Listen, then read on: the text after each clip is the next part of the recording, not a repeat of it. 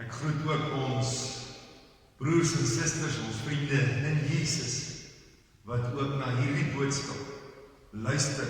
Wanneer jy ook al jou foon aansit of op die internet, mag die Here ook daar met jou wees, waar ons in ons saam wees vandag, die opstanding van Jesus vier. Mag jy met 'n stuk opgewondenheid ook daarmee besig wees. Mag die Here ook vir jou kom lei. Broers en susters, ons gaan die Bybels oopmaak. Ons gaan die Bybels oopmaak by Filippense, die tweede hoofstuk, Filippense 2. En ons gaan bietjie daar lees wat Paulus kom sê. Dominee Paulus. As Dominee Paulus ook bietjie die samevatting kom gee van dit wat Christus voorgekom het, die kruis, waar hy gekom het om te kom oorwin, in 'n paar verse. Filippense 2 vers 5 tot 11 is net so 'n paar verse wat ons gaan saam lees. As jy dit by jou oop het voor jou, kan jy dit saam met my lees. Vers 5 Filippense 2 staan daar. Die opskrif hier is die voorbeeld van Jesus Christus. Dieselfde, en dan praat God eintlik deur Paulus met elkeen van ons, dieselfde gesindheid moet in julle wees. Dieselfde gesindheid moet in my en jou wees, vandag, maar ons lewe lang. Dieselfde gesindheid moet in julle wees, wat daar ook in Christus Jesus was. Wat 'n gesindheid was dit? Hy wat in die gestalte van God was. Christus was van die begin af, hy sê Alfa en Omega, dit wat ons gesing het. Hy was altyd nog daar, hy was in die hemel, hy het regeer saam met die Vader, hy was die koning van die konings en die Here van die Here. Hy het regeer in die hemel saam met die Vader, hy wat in die gestalte van God was, het sy bestaan op God gelyke wyse nie beskou as iets waaraan hy homself vasklem. Hy het nie gesê, hier in die hemel gaan ek bly, en ek is nie bereid om die prys te gaan betaal. Hy was bereid om die hemelwoning te verlaat en in die stofstrate van Jerusalem te kom woon. Maar hy het homself verneder deur die gestalte van 'n slaaf aan te neem en aan mense gelyk te word. En toe hy as mens verskyn, het hy homself verder verneder. Hy was bereid om die Via Dolorosa te stap, om die lydingspad te loop, van geboorte af in 'n nederige krippie, in 'n gewone huis, in vissermande as vriende. Hy was bereid om daai pad te loop, om uiteindelik te ly, swaar te kry, gegeesel te word, gekruisig te word. Hy was gehoorsaam tot in die dood. Ja, die dood aan die kruis. Hy was bereid om die kruis vir my en jou te dra, om uit te roep, dit is volbring, en te sterf. Daarom het God hom ook tot die hoogste eer verhef. Die Vader het gesê, maar aan die kruis sterf die Seun, maar dit bly nie daar. Dit het stil geraak Vrydag hier in die kerk. Soos dit stil geraak in daai Vrydag. Maar God die Vader het hom opgehef, God die Vader het hom herstel, God die Vader het gesorg dat hy opstaan, en hom die naam gegee, bo elke naam, sodat in die naam van Jesus, elkeen wat in die hemel en op die aarde en onder die aarde is, die knie sou buig. Die naam gegee. Hy was die misdadiger aan die kruis. Hy was die gegeeselde aan die kruis, die gekruisigde. En as hy sterf en hy opstaan, dan kry hy, dan herstel God weer die naam. Dan is hy koning. Koning van die konings. Hy dra die kroon. En dan sê hy, en daarom, dat elke knie sal buig. Ek en jy knie sal buig. Elke tong sal erken, Jesus Christus is die Here, tot eer van God die Vader. Sodat elke mens die kerkklokke sal laat lui, dat elke mens sal getuig en sê, maar ek weet, Christus lewe. Ja, vriende, Ons was Vrydag hier by mekaar gewees. En ek kan eintlik vers 8 vir ons herhaal. Ons het Vrydag gedink in vers 8. Hy het homself verder verneder. Hy was gehoorsaam tot in die dood. En het dit stil gehou. Ons het Vrydag vir mekaar herinner, wat het Christus vir my en jou gedoen? Die lydingspad wat hy geloop het, die prys wat hy betaal het, en dat hy aan die kruis uitgeroep het, dit is volbring. Dit was sy laaste woord, en die kop vooroor laat sak, en die laaste asem uitgeblaas. En dan het dit stil gehou. En Vrydag, 'n paar mense na die tyd vir my gesê, André, dis ongemaklik. Dit was Vrydag ongemaklik in die kerk. Ons het nog gepreek, en toe het ons by die nagmaaltafel gaan staan, elkeen het in die kerk sy nagmaal geëet, en niks verder. Ek het niks verder gesê, ons het nie afgesluit met 'n gebed, en Petro het nie die orgel gespeel, dit was hierdie ongemaklike stilte, en ons het half nie geweet, hoe nou, wat nou nie, ongewoon. Ons wil dit nie so hê, André, ek wil dit nie so hê nie, kan ons nie maar net 'n lied sing nie. Het was so 'n oop einde, 'n stom einde. Maar dit het ons gehelp om te dink wat daai Vrydag op Golgotha gebeur. Stil geraak. En ons het gewag. Die disippels om die kruis, Jesus se moeder om die kruis, het stil geraak. En hulle het gewag. In die Grendeltyd, en eintlik is die Engels, ek gaan vanoggend 'n bietjie die Engels weer gebruik, die lockdown. Hierdie gebeure van die kruis, die gebeure van Christus wat sterf, laat my dink aan 'n lockdown, 'n toesluit, 'n wegsluit, 'n stil raak. Ook in die lockdown tyd, wat ons half ongemaklik is, wat ons alleen is, wat vir ons ongewoon is. Ons wil dit nie so hê nie. Die einde kom nie. Ons voel net hierdie lockdown moet nou eindig en dit gebeur nie. En ons wag vir die normaal om terug te keer, en daar is nog nie 'n normaal. Die disippels het gewag dat iets moet gebeur. En die eerste dag verloop, en die tweede dag verloop, daai Sabbat, die Sabbat van die Jode, wat hulle niks gedoen het. En dan op die derde dag gebeur dit. Die derde dag word dit stadig maar seker bekend gemaak. Hulle staan op daai Sondagmôre, soos ons vandag die Sondag vier. Hulle staan op daai Sondagmôre. Dan staan daar in Johannes 20 vers 20, is daai vers op die bord.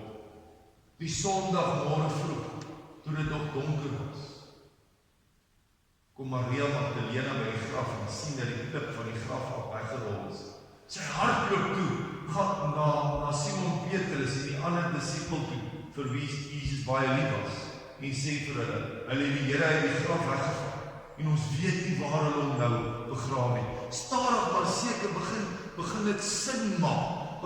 Hier gebeur iets. Maria kom by die graf, en Jesus se liggaam is nie in die graf. Sy hardloop na Simon Petrus, na Petrus en Johannes toe, en sê, ek weet nie heeltemal wat aangaan nie. Hulle gaan soek en hulle gaan kyk, en hulle sien dit ook. Maria Magdalena sien 'n tuinier, en dis Jesus. Sy is die eerste persoon wat Jesus sien in sy verheerlikte vorm.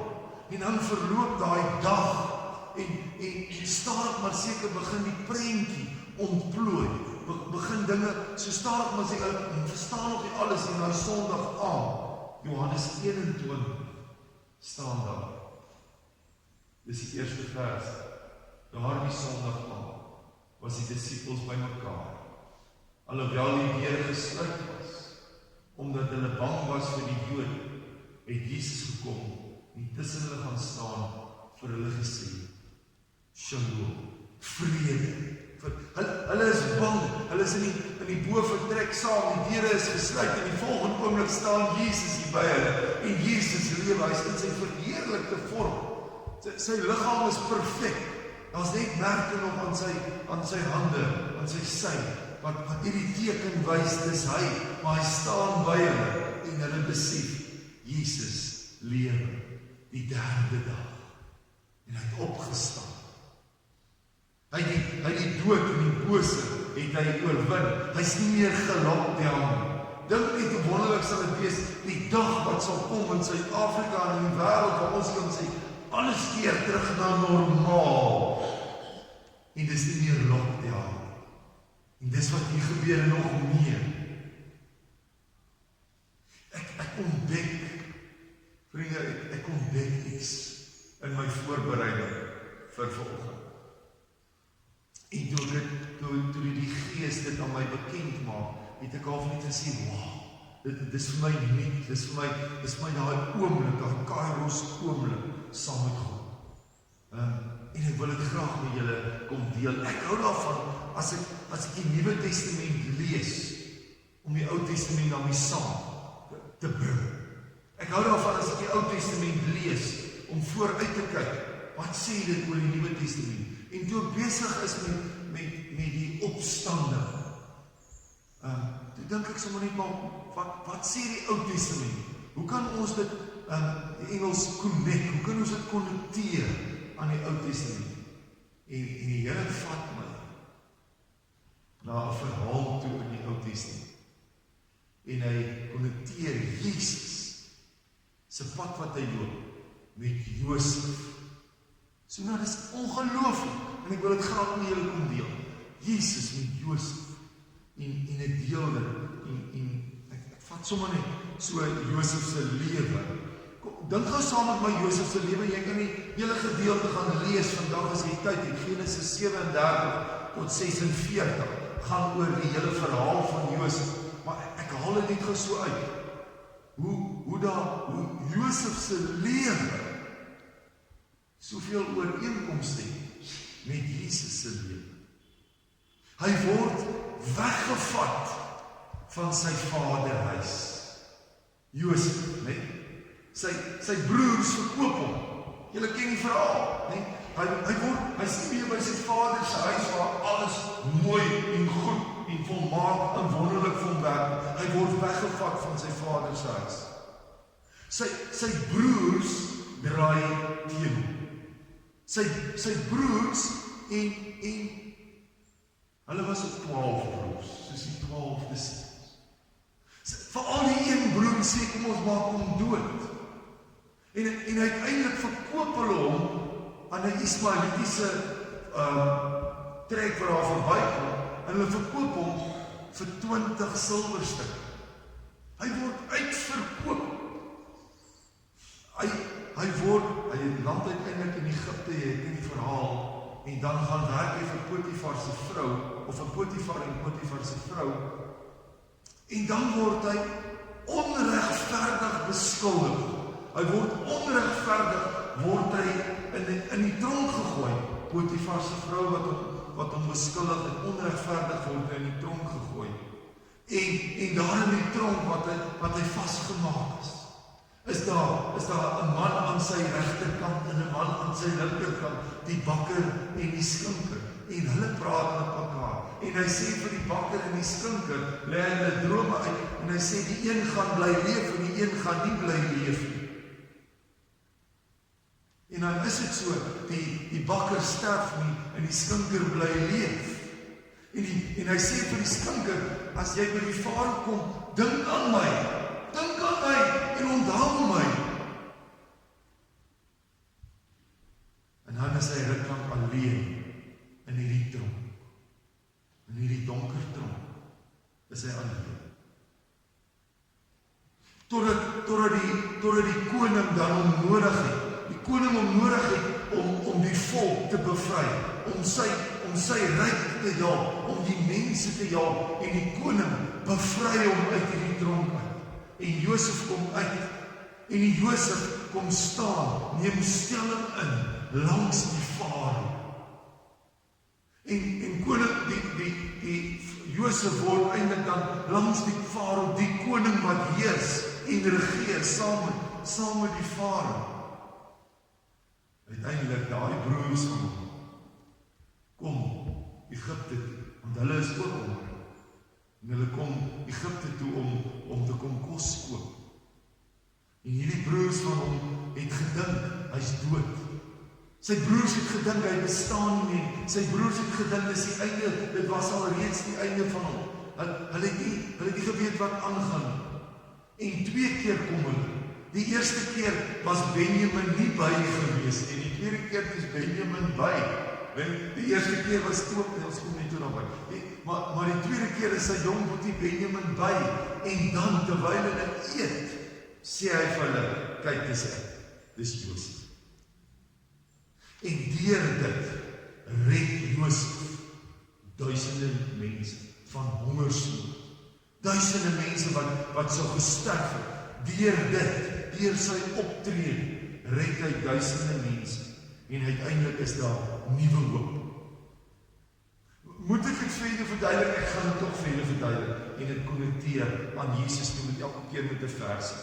Die eerste ene, die weg, hy's weg van die Vader. Jesus weg van sy Vader.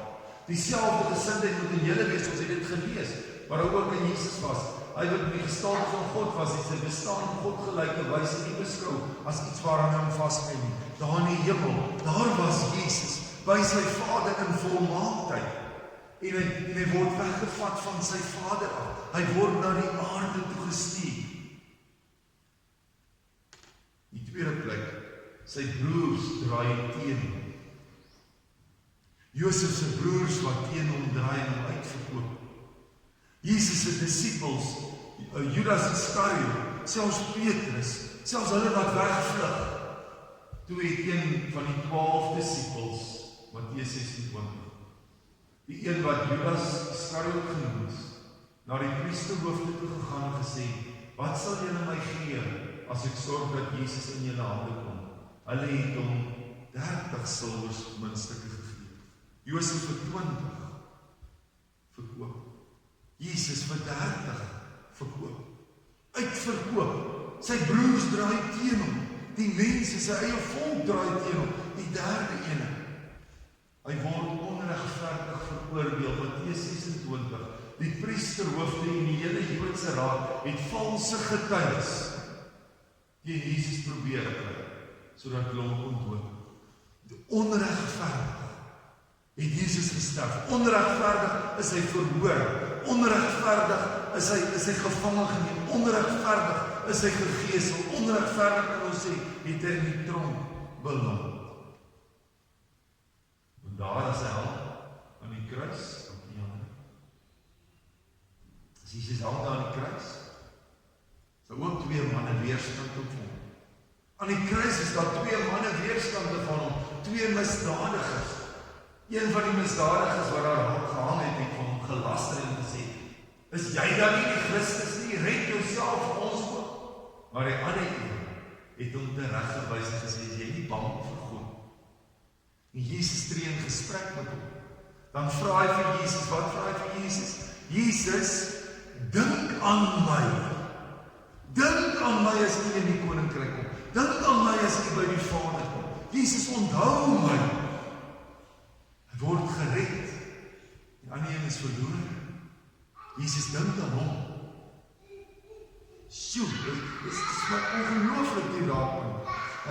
Die 5de ene, hy sy ruk alleen, soos Josef daar in die tronk alleen was, in die graf. Hulle het die liggaam van Jesus geneem, dit met geurolie behandel en in doeke toegedraai, soos dit die gebruik van die Jode was, om iemand vir die begrafnis uit te lê. En dan sit hulle sy graf, sy liggaam in die graf van Josef van Arimatea. Daar sy liggaam, alleen in die graf. Die eerste dag neergesit, die tweede dag gelê, die derde dag. Dan is ons by die 6de ene. Hy word bevry. En dis wat ons vandag vier. Daardie Sondagmôre vroeg het die vroue na die graf toe gegaan met reukolie wat hulle reggemaak het. Daar kry hulle 'n klip weggerol van die ingang van die graf. En toe hulle ingaan, het hulle nie die liggaam van Jesus daar gekry. Hoekom nie? Want hy's vry. Hy's vrygelaat uit hierdie tronk uit. Hy's vrygelaat uit hierdie graf uit. Jesus het opgestaan en Jesus lewe. Jesus het gekom om bevryding te bring. Die 7de stelling, dat hy stelling langs die koning kom inneem, Filippense 2 wat ons gelees het, daarom het God hom dan tot die hoogste eer verhef. Hy is koning met die kroon en hom die naam gegee bo elke naam, die oorwinnaar, die koning wat weer heers saam met die Vader oor die wêreld. Die 8ste ene, sy broers dink hy is dood. Sy disippels dink dis verby. Die disippels, as hy in die graf ingaan, het gedink hy is verby, hy is dood. En dan daardie Sondag aand was die disippels by mekaar. Hoewel die deur gesluit was omdat hulle bang was vir die Jode, het Jesus gekom om by hulle te staan en gesê vrede vir julle. En eers is ongelowige Thomas nie by nie. Net soos Benjamin die eerste keer by Josef nie by is. En die tweede keer, 'n week later, daai Sondag aan, toes Thomas by, en hy sit sy vingers in Jesus se hande, en sy hande in Jesus se sy, en hy sê, my Here, my Koning, my God, en hy glo, en hy is opgewonde. Voorlaaste ene, hy red duisende lewens, sodat in die naam van Jesus, elkeen wat in die hemel en op die aarde en onder die aarde is, die knie sal buig en elke tong sal erken. Jesus Christus is nie net Thomas wat sê, U is koning nie, U is Here nie, U is die Kyrios. Kyrios is die baas, die koning. Maar dat duisende mense kom sê, ek buig die knie, ek eer God se naam, ek weet hy lewe, ek weet hy is koning. En dis wat ons vandag vier. En die laaste ene, die vreugde, die blydskap, die nuwe hoop. Thomas wat dan uitroep, my Here en my God. Ons wat vandag oor 2000 jaar saam met die Christene oor die wêreld kan uitroep, maar God is koning. Jesus is koning. Ons kan bely, ja, hy die hemel verlaat. Ons kan bely en glo en proklameer, hy is gebore in 'n nederige krib. Hy het in die stofstrate van Jerusalem gestap. Hy het gestop by mense. Hy het mense gehelp. Hy het mense genees. Hy het wonders gedoen in daai 3 jaar. Maar dan is hy bereid om die kruis te vat, om te sterf, die graf in te gaan. Maar op die 3de dag, en dit bely ons, staan hy op en hy lewe. Hy die bose oorwin. Hy kom buk af na my en jou. As koning buk hy af na my en jou en hy sê, ek sien jou raak. Wil ook jou koning wees. Ek sal ook vir jou sorg. Ek sal ook jou lockdown, jou wonde, sal ek hom herstel. Vanoggend kan jy weer sê, ek glo. Ek glo in dit. Ek glo in 'n lewende God. Vanoggend is daar 2 mense, Pieter en Nikkie, wat kom sê, ek glo.